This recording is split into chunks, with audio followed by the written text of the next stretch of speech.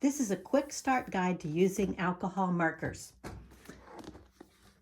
In the kit, you'll find an instruction sheet that also has some samples on it. Every kit will have plastic for covering the tables and some kind of scratch paper to use as a padding. And in this kit, we have alcohol markers, rags, Q-tips, eyedroppers, and paint brushes here, backings, and UPO here, and the alcohol right here.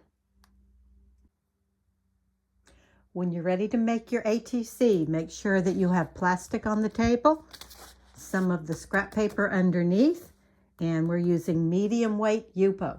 The first thing you want to do is get a nice thick layer of color on the UPO.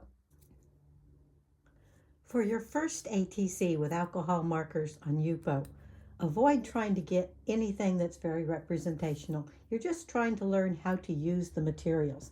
So what you want is a good thick layer of ink on the UPO. So if you're using concept markers, you want to use this chisel end, and you don't want to put it on streaky like this.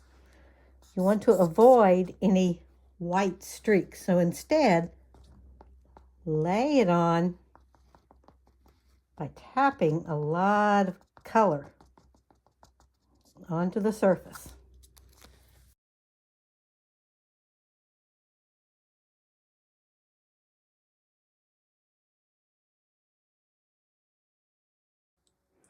Using a dropper, just drip a few drips of alcohol onto the surface and see how the alcohol ink moves around on the UPO. You want to be patient with this. Don't put too much on at once or you end up just flooding the paper and getting one solid color. So take your time. Just experiment with it.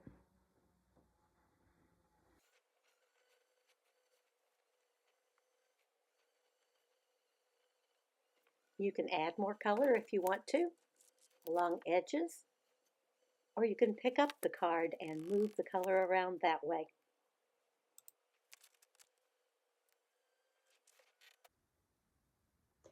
For your first project using alcohol markers, don't worry about being terribly representational. Instead, take time to enjoy what the materials can do and just have fun playing with color.